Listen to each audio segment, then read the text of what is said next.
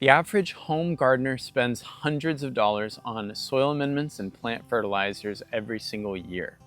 The growing media market is projected to reach a valuation of $1.5 billion in the US alone in 2026. Scott's Miracle-Gro and a few other companies supply the vast majority of soil amendments to home growers. And this is not exactly a hot take at this point, but these companies have absolutely no interest in providing sustainable products to us gardeners. In fact, the opposite is true. The amendments, the composts, fertilizers, and microbial inoculants that they sell are produced in such a way that requires yearly purchase.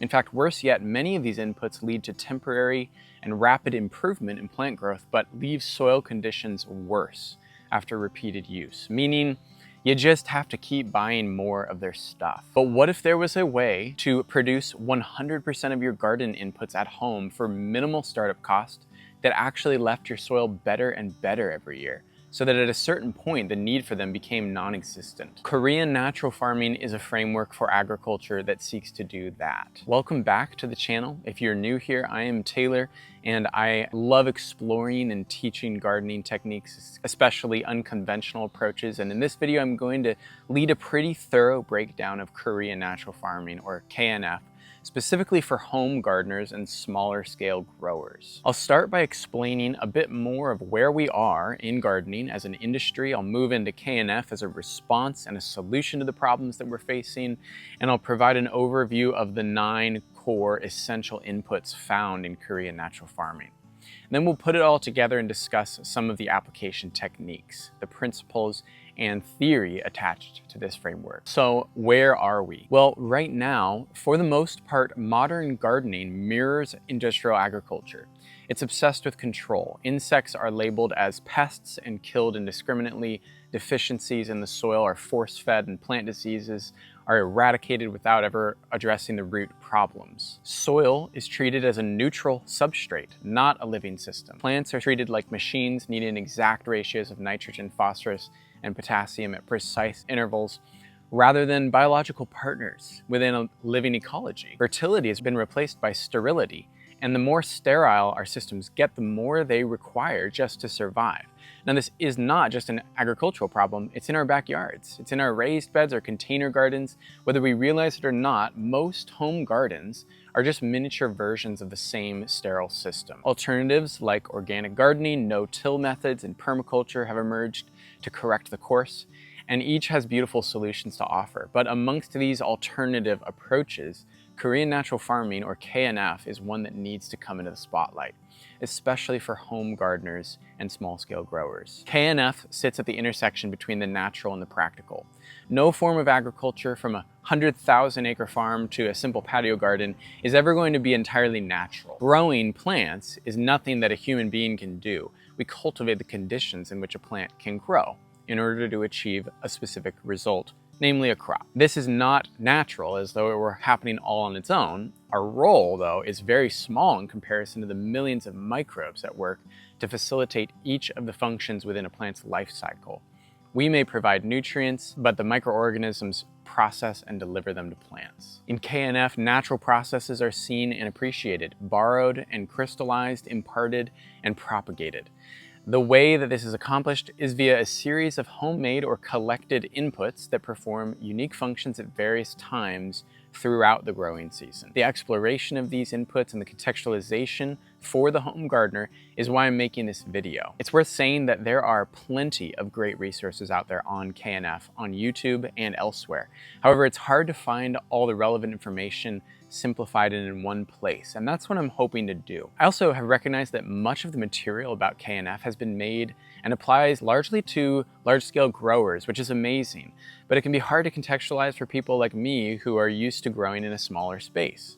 My hope is that I've been able to take many of the most relevant parts of KNF and adapt them for people who grow plants in containers, raised beds, suburban yards, and community plots.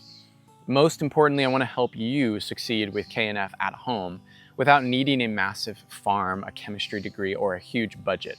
None of these inventions or recipes are mine. In fact, I've received no formal training on any of this.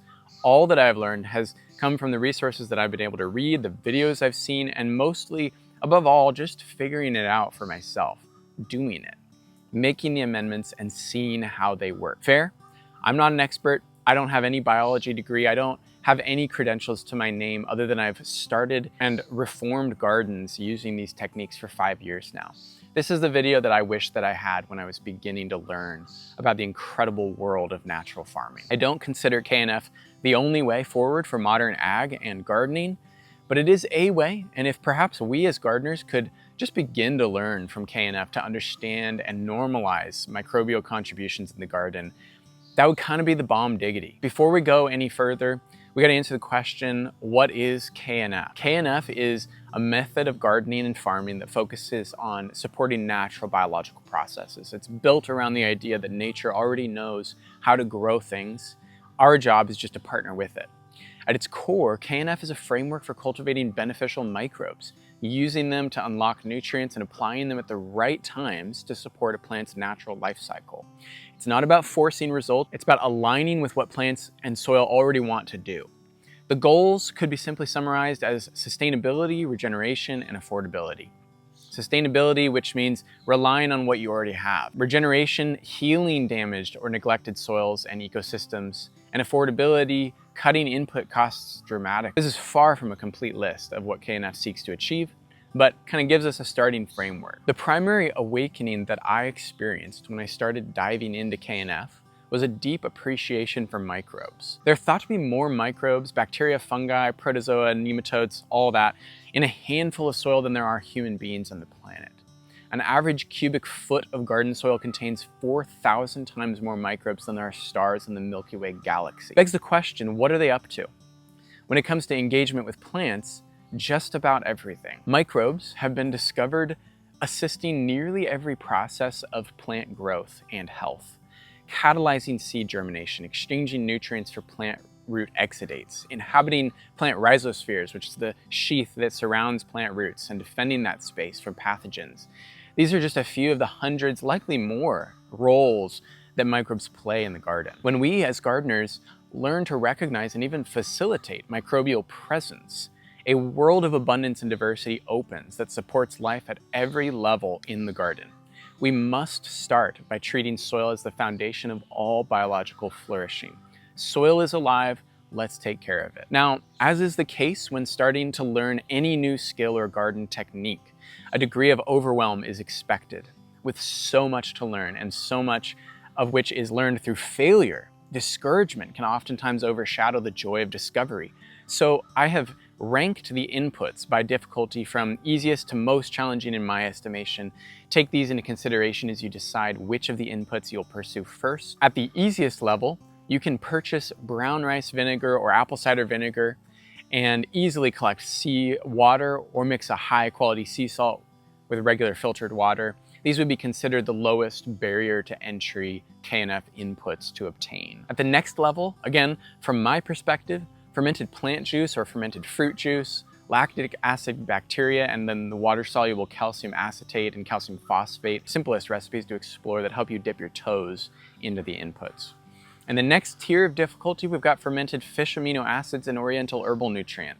These inputs take a while to make, not necessarily super difficult, they just take a lot of time. And the most challenging of the inputs to make, which happens to be the most important of the inputs, is going to be IMO stages 1 through 4. You can feel free to use the timestamps to skip around and check out each of these inputs in that order that I just mentioned if you're just getting started. Now, if you are ready to jump right in, I will recommend starting with IMO 1 and 2, and then moving on to OHN and FAA, then FPJ or FFJ, and then getting started with IMO 3 and 4. And then after that, you can explore LAB, WCA, WCP, and liquid IMO. And this progression will get the inputs that take the longest to make started first, some of which because a lot of trial and error is needed, like getting a good IMO 1 collection, and then some because they just take a while, even when done correctly, like OHN and FAA. As you progress, you will need FPJ in order to make IMO 3 and 4. The remaining inputs are important, but IMO is kind of essential. Of course, there's no one-size-fits-all approach, so I ask that you just take things slow, watch how your garden reacts, and then adjust accordingly. Run tests as you begin integrating the principles. Don't do a complete overhaul. until you have a reasonable understanding of how to make and apply the inputs. Just give it time, don't expect everything to change overnight. Finally, in your attempts to create each and any of the 9 KNF inputs that I'm outlining, I want to offer my eye. As you capture IMO, go ahead and send me pictures of your collections to see how they did. If you hit the link in the description, it will sign you up for my email list where you can send me your questions and your clarifications directly. I'll do my best to respond and offer my feedback, and congratulations on your successes. Beyond that, I'll provide links to all of the videos that we have made already that go more in depth on each of these processes as we get to each of them. Here, I'm just going to provide a brief overview so that you know what generally to expect and how things will work. If you want to make any of these, I recommend checking out the more in-depth videos that we've made on those. And you can also help yourself to any of the free resources that we've linked in the description. I really want to make this doable, if at all possible. So whatever I can give to help, I want to do that. Let's just get into the 9 core inputs. The cornerstone of KNF, and arguably its greatest contribution to the world of modern agriculture, is its cultivation of wild microbes, indigenous microorganisms. Indigenous microorganisms, or IMO, are the microscopic fungi, bacteria, yeasts, nematodes, and protozoa that exist naturally in your local ecosystem. These microbes form the living backbone of KNF. They improve nutrient cycling, they protect against pathogens, and restore soil health. Collecting these microorganisms, IMO1, is only the first stage of IMO cultivation. Applied directly to your garden soil, the microorganisms in IMO1 would quickly die off, having little of the diversity nor the contextual adaptation that's required to survive the new environment. Without the original food source, which is cooked rice, or the shelter and the support of the forest that it was originally collected in, the IMOs would be subject to rapid decline, even becoming prey for native microbes more adapted to the garden's conditions. So IMO1, once captured, is then preserved into a shelf-stable form, becoming IMO2, and then is used to inoculate a new substrate, often wheat bran, rice bran, or oats mixed with a high carbon material, and this becomes IMO3, which is a more diverse version of the microbes originally captured in IMO1. Finally, the IMOs are further diversified and adapted into IMO4 by using IMO3 to inoculate a small batch of native garden soil. And this allows IMOs the chance to coexist with and adapt to the conditions that native garden soil microbes are used to. Here's a full list of the ingredients and materials that you will need to make IMO 1 through 4. You're going to need cooked white rice, clean water, brown sugar, a high carbohydrate food source, oftentimes wheat bran, rice bran, oats, a carbon material like dried leaves or leaf mold, sawdust, wood chips, activated charcoal, which is raw biochar, fermented plant juice, oriental herbal nutrient, brown rice vinegar or apple cider vinegar, seawater or sea salt, humic acid, garden soil from wherever the IMO4 will be applied. And then for materials, you will need a collection box or a container, preferably a cedar box or a reed basket, a paper towel or a breathable cloth, rubber band or some string, mixing supplies like a bowl and a spoon, a storage vessel such as a glass jar or crock, shovel, pitchfork, tarp, which is optional if the weather requires it, and a compost thermometer. Now for making a collection box, you can check out our video, how to collect perfect IMO every time. But there's a basic way that I like to make our boxes that I'll outline here. You need a 6-foot untreated cedar fence post to make 2 boxes. You need some 1/4-inch hardware cloth, enough to cover the tops of the boxes, and then paper towels and staples. So for your tools, you're gonna need a saw for cutting the cedar board, a hammer and nails, or a drill and screws, a 1/4-inch drill bit and a drill, a stapler, measuring tape or ruler, pencil for marking out or making the cuts. And each box is going to consist of 2 9-inch long side panels, 2 4.5-inch short end panels, and then 2 2-inch wide bottom slats. Basically what we're making here is something that lets the microbes from the soil and the plant debris in, but that keeps out bigger critters out while still holding in the rice. So starting with IMO 1, this refers to the stage of collecting microorganisms from your local environment, largely the fungi and bacteria found in the undisturbed forest soils. To make IMO 1 or collect IMO 1, you need white rice, your water to cook it in, your collection box, and the hardware cloth. And of course, it can be made from anything else, just needs to keep out rodents and birds and stuff. Start by cooking your rice. The goal here is slightly dry, non-sticky grains that hold their shape but don't clump. slightly al dente, not something that you want to eat. This will be something that you need to work out to fine tune for your specific environment and the microbes that live there. You're trying to create a cooked rice that can hold its moisture well without going anaerobic or clumping. Then you're gonna go ahead and fill your container, place the cooked rice in your collection box between halfway to 2/3 full. Make sure that the soft, breathable lid doesn't touch the rice. You wanna leave a gap for proper airflow, approximately the remaining half to 1/3 of the box. And then your next step is gonna be to find a collection site. Choose a forested area with decaying leaf litter, minimal human disturbance, and visible mycelium, and that is the white strands that kind of look like fuzzy spider webs. This will be underneath the leaf litter. This is crucial. You need to collect IMO from the healthiest soil possible, and mycelium is the best visible indication of that type of soil. Avoid areas by roads, trails, or disturbed soils. Set the box on the forest floor, clear debris, and place the box directly on the soil, not on top of the litter. And then if possible, place a small amount of visible mycelium on top of your breathable lid. Cover the box with your hard lid and then camouflage it with leaves, sticks, or logs to blend it in and keep it away from animals or rain. If rain is going to be falling, consider tying a tarp above your collection box to shield it from excessive moisture. Direct rainfall will very likely ruin your collection. Then you're just gonna let the microbes colonize the rice, and this can take anywhere from between 3 days to 10 days depending on the temperatures.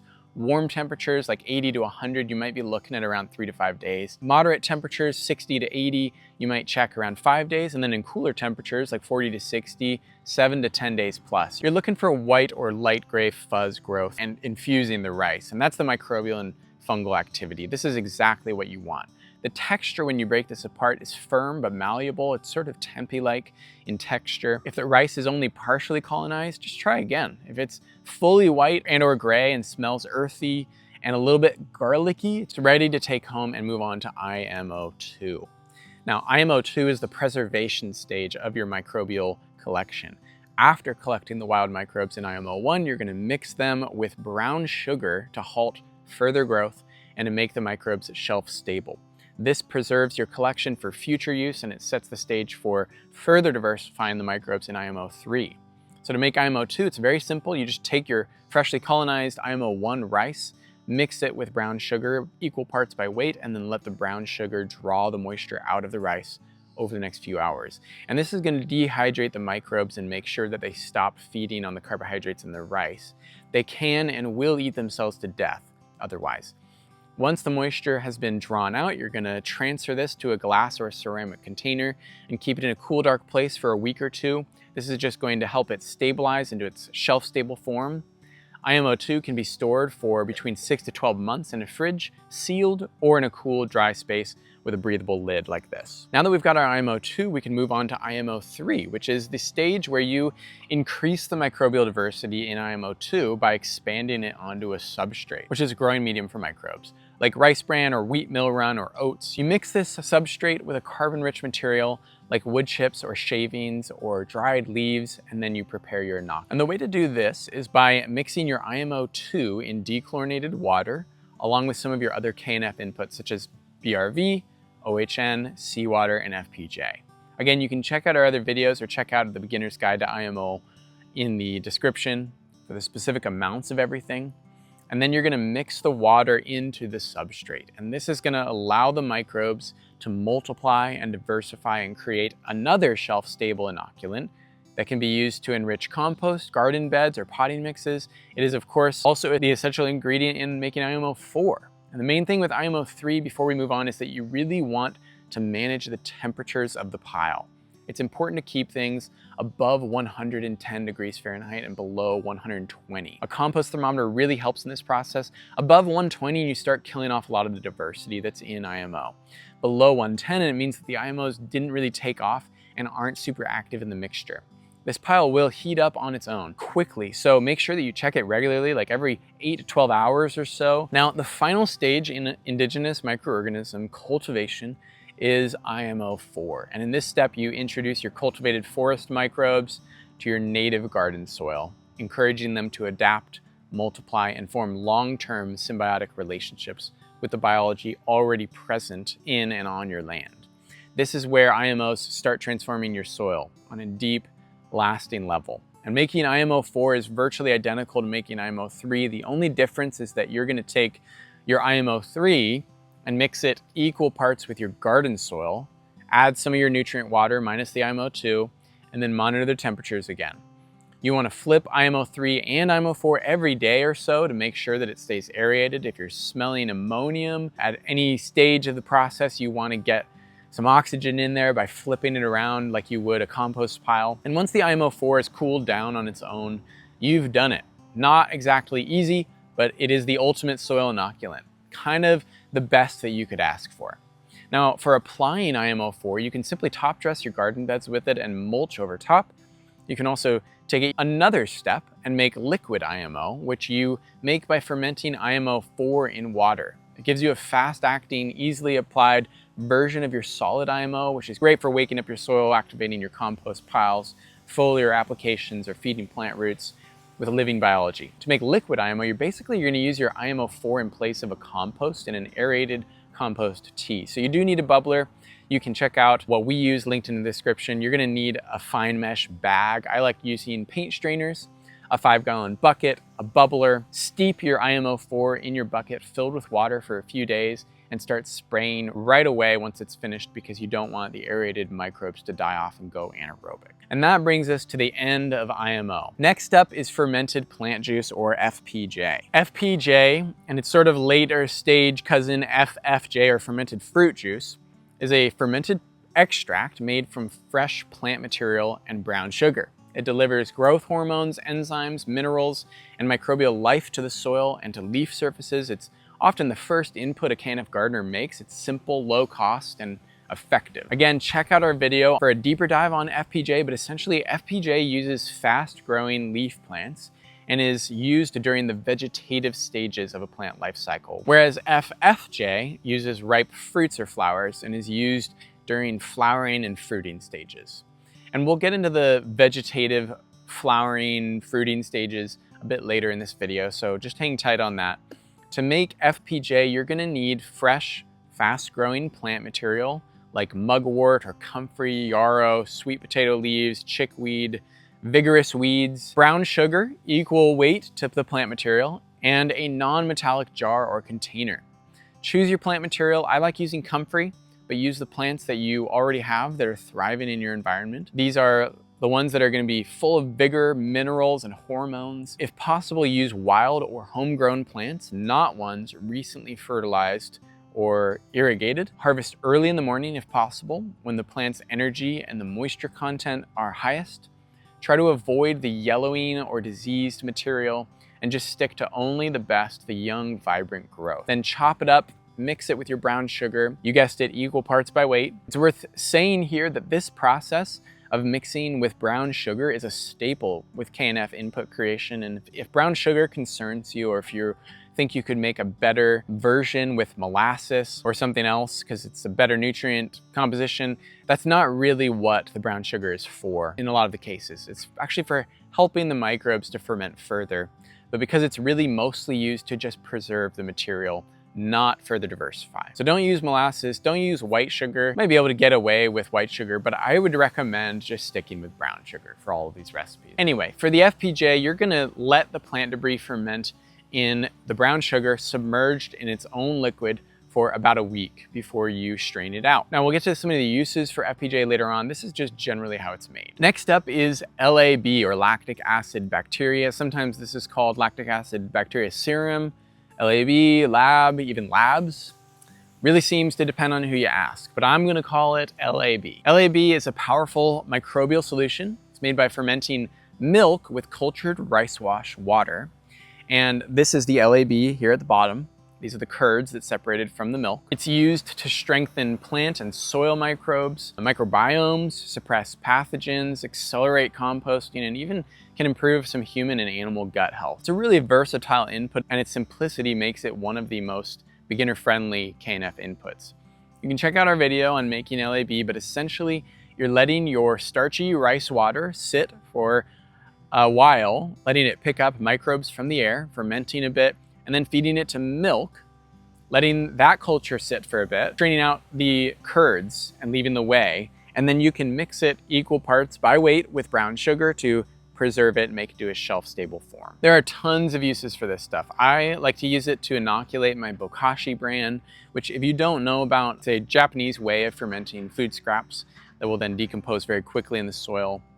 LAB is great and very easy to make. Up next, we've got WCA and WCP. These are simple vinegar extracts made out of charred eggshells for calcium acetate or animal bones for calcium phosphate. And they're used to supply calcium and phosphorus to plants, especially during the flowering and fruiting stages. Calcium strengthens plant cell walls and prevents issues like blossom end rot. Phosphorus supports flower and fruit formation. These couldn't be simpler to make. You basically just need to soak your materials in brown rice or apple cider vinegar for a few weeks, and then you decant. You can check out our free PDF for all of its uses. We'll also cover some of those later on in this video. Oriental herbal nutrient, or OHN, is our 6th input. This is a potent microbial stimulant. It's an immune booster made by extracting 5 herbs in a 2-stage fermentation and alcohol process. It's used in nearly every KNF input mix to help beneficial microbes outcompete pathogens and to strengthen plants' natural defense systems.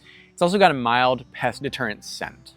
OHN is probably the 2nd most complicated input to make after IMO, so I'll briefly describe the process. You can check out our other resources for a more in-depth look. The 2-stage process for making OHN involves hydrating and fermenting your herbs in, say with me now, brown sugar.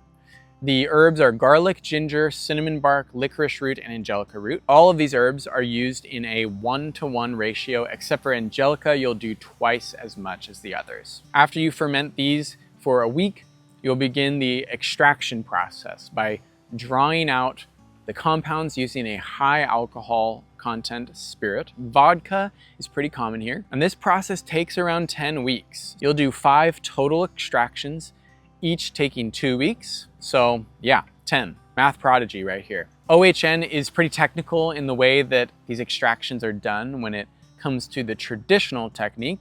Of course, you can experiment. No promise that you'll get the exact same results.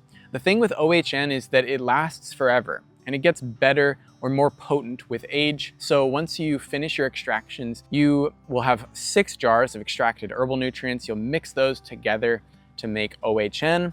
Typically, you don't mix them all at once, just a little bit from each jar so that you don't risk contamination or something. There you go. OHN is probably the biggest cost investment in both time and money.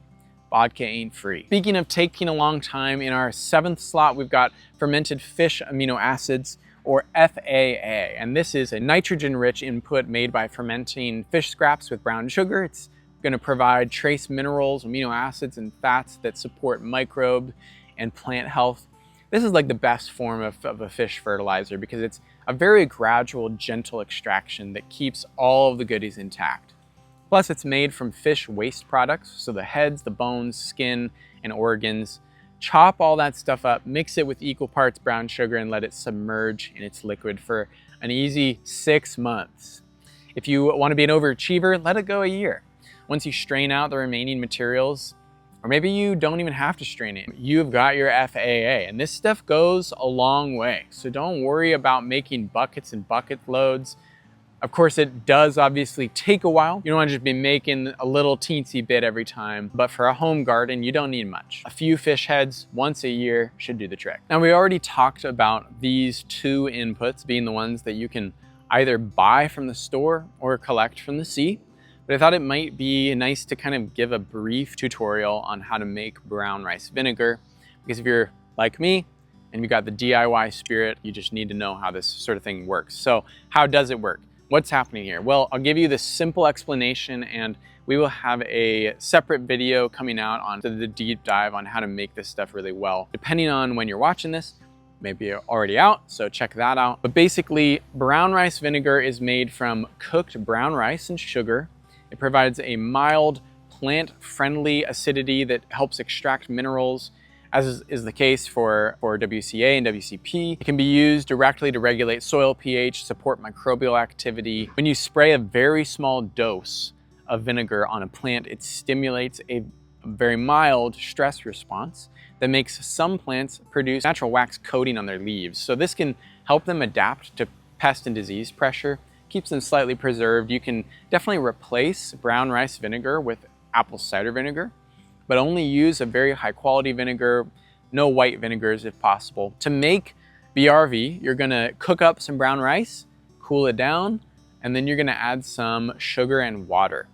And then in a non-metallic container, you wanna mix this all up so that it's combined and your solid materials are sunk to the bottom. Then you're gonna let this sit for a few weeks to ferment into a light alcohol. Make sure that you stir it once a day to keep it aerated and prevent mold buildup on the surface. And then once you see the bubbling starting to slow down or stopping, you can strain out the solids, pour the liquid back into the clean jar, and then loosely cover it again and let it ferment for another few months. You want the pH to read around 3.5 to 3. If you're using test strips, you can otherwise you can just taste test it and see if there's any alcohol flavor or sweetness. You just want it to taste like vinegar. It also speeds up the process if you add some raw vinegar from a previous batch to help that ethanol convert into acetic acid, which is basically what makes up vinegar. That's the skinny on BRV, and that means that we are up to our last input, water of the sea. Seawater. In KNF, seawater is used as a mineral-rich input. As is the case with all of the amendments, it's used in extremely diluted amounts to supply trace elements, regulate plant metabolism, and support microbial life.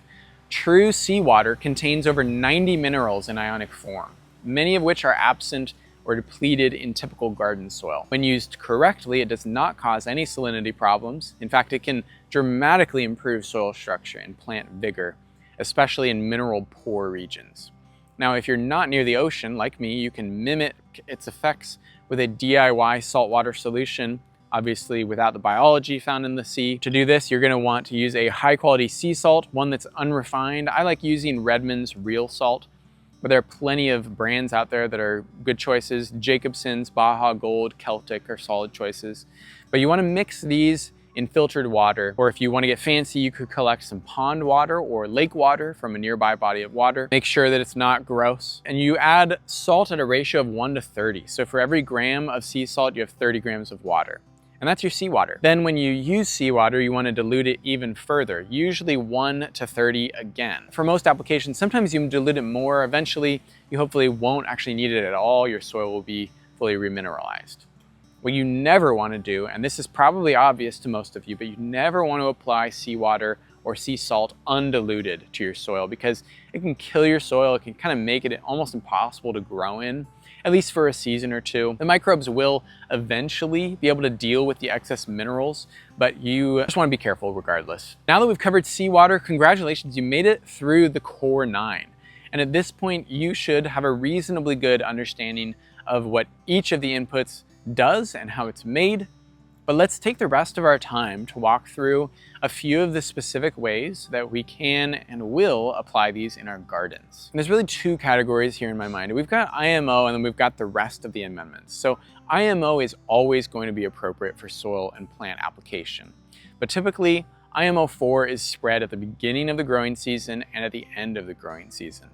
It's especially effective if you can time spreading it with a cover crop termination because it gives the microbes an immediate source of food. Whenever you apply, it will be beneficial, and you want to do this just about every year if you can, at least for the first 5 years. But where do the other inputs cycle in? Well, before we get into spraying protocols, I want to go over something called the nutritive cycle. And this is the theory that rather than giving a plant all of its full spectrum dose of nutrients across all stages of growth and development, there are actually subtle but distinct needs that a plant has during each of the stages.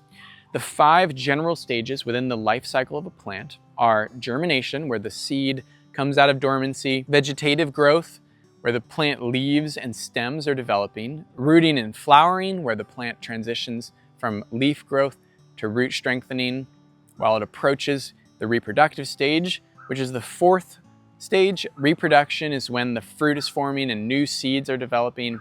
And then finally, the 5th stage is the ripening stage, when fruits slowly begin to decompose and eventually will impart their seeds back into the soil. Hopefully, as a gardener, you've already picked the veggie or the fruit before it gets too ripe. Now, the KNF inventor master Cho Han Kyu developed his this framework adapted from the nutritive cycle theory. And this framework does get a bit technical, so feel free to just use it as a point of reference for when and where to use various KNF inputs. You can come back later to check. For the germination phase, when the seed is sprouting and starting to grow its first roots and dividing cells, how can we come alongside the plant with our inputs to aid it in this part of the process?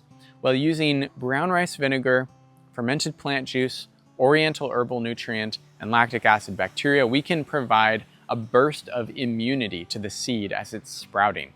We provide a surge of growth hormones. We are stimulating its metabolism and all the enzymes that it needs to be activated for proper root development.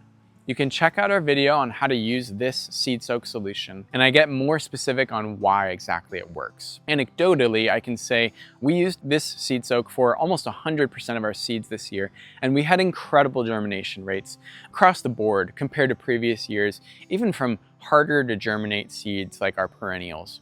Now, if you have them, you can really load up your seed soak with most of the amendments, really only leaving out fermented fruit juice and WCA. WCP is great for supplying the structural support minerals. Even some salt water can help provide necessary minerals at this stage. Always follow the recommended doses of each of these. You can access those in the individual PDFs, but in general, OHN, LAB, FAA, WCP, and WCA are diluted 1 to 1,000, so very light. FPJ, FJ, and BRV are typically diluted 1 to 500, and then seawater is diluted 1 to 30. So that's the seed soak solution. This solution can also be applied to your garden soil directly as a soil drench leading up to planting it. Next, we get into the vegetative stage of a plant's life cycle. What does a plant need here? Well, to stimulate leaf development and overall growth, we can apply many of the same inputs from the seed soak, but with the addition of fermented fish amino acids, which is a great source of nitrogen. It's also providing amino acids that are easy for the plants to uptake, and it helps build its DNA. We don't need a ton of FAA because too much can actually cause a disturbance in the seedling's development. But in these early days, FAA is a great addition to a maintenance spray. To summarize, for the vegetative stage, you want to apply OHN, BRV, FPJ, LAB, and FAA, all at the earlier stage dilution rates. Once we branch out past the vegetative stage, we get into the root, flower, and structure stage. And this is kind of like when the plant is really growing its bones. It needs to stand up tall and proud. It's getting ready to fruit. For this stage, you're going to phase out your FAA and bring in your water-soluble calcium phosphate. And this should be relatively intuitive. WCP comes from animal bone minerals. Now those minerals are being used to enhance the structure of a plant.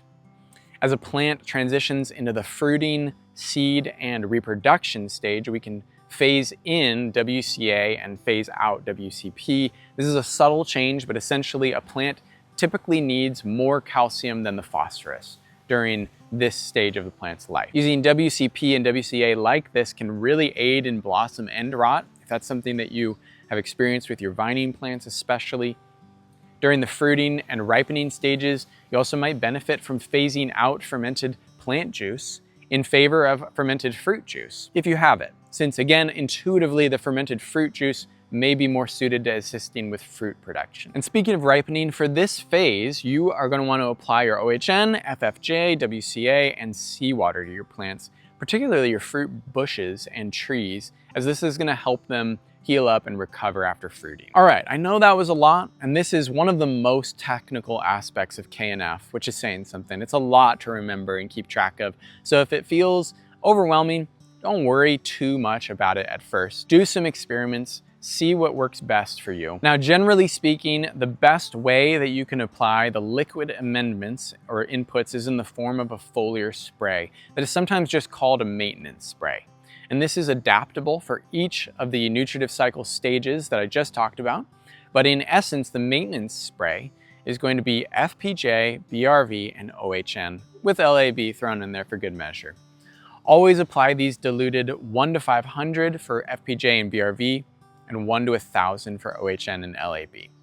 Then you can start to fiddle around with the substitutions following the different stages. Other than foliar sprays and soil drenches, there are a few other uses for these inputs, and one of the most common is a use in livestock systems. In fact, Cho Hung Kyu was originally a chicken farmer, and a lot of these techniques he developed actually for his chickens. To give your chickens a healthy boost of microbes, enzymes, and nutrients, you can add any or all of the following inputs to their water supply following the recommended dilutions. Those are going to be seawater at a 1 to 30 dilution rate, BRV 1 to 500, FPJ 1 to 500, OHN 1 to 1000, and LAB 1 to 1000. To make a KNF fermented chicken feed, you can use this chicken water recipe and make an equal amount of water by volume to your dry chicken feed. Mix up an ounce of IMO4 per pound of feed, and then add the nutrient water and let the feed soak for 24 to 72 hours. This ferments the feed, adding a swath of probiotics to support chicken gut health, and it unlocks additional nutrients in the feed. I've also had great success managing odors in the chicken coop using IMO4 and deep mulch in the chicken run in the coop. Just spread IMO4 through occasionally and your chickens will have a very healthy coop environment. Finally, to make a KNF potting mix, you can simply make an IMO5 out of your IMO4 and the potting mix that you have on hand. Just mix them together, adding the same nutrients used to make IMO4, monitor the temps, keep it aerobic, and then you will have an amazing inoculated potting mix that you can use to start seeds or keep houseplants or patio pots. Korean natural farming functions as a system of inputs designed to facilitate natural functions in the garden. Even single additions from the 9 core inputs can improve soil health and plant health in the garden. A consistent application of 3 to 4 of the easier liquid inputs like FPJ and BRV can start to replace many store-bought amendments and plant foods when used properly and with appropriate timing. However, when all of the amendments come together, you'll start to see radical transformation year over year. Introducing indigenous microorganisms to your soil may be the single greatest investment that you could make in your garden. Taking the time to learn and eventually master the adaptable foliar applications as they correlate to the different growth stages within your crop's life cycle is deeply beneficial and rewarding. Any form of agriculture, from patio gardening to large-scale industrial farming, is not a natural process, but it's never going to be fully controllable either. However, what many have come to realize is that growing plants becomes increasingly easier when natural processes are acknowledged and accommodated. Weeds and pests will always be present. There will always be work to do in the garden, which is what many of us find so appealing about it. But as biological diversity is brought back to a truly natural state, many of the problems start to solve themselves. Nutrient cycling becomes effortless for our plants as microbes coordinate healthy environments. Plant disease is stifled as pathogens struggle to establish in the presence of healthy bacteria and fungi. Pests are naturally dealt with as above-ground diversity is welcomed back. And after repeated seasons of re-nourishing the microecosystem of your garden, you can expect to rely on these inputs less and less until finally, you may find your neighbors starting to collect IMO from your backyard, since the microbial fertility is undeniably there, represented in the above ground plant abundance. Guys, thank you for watching this video. If you made it all the way through, I'm grateful that you spent the time with me. Please check out the resources that we've linked on the descriptions. Send me pictures of your inputs, ask questions. Of course, you can always just comment on this video, but I like hearing from you individually. It's actually been really cool to get to hear from so many of you via email, so I appreciate that. Have a wonderful growing season, and I will see you in the next video.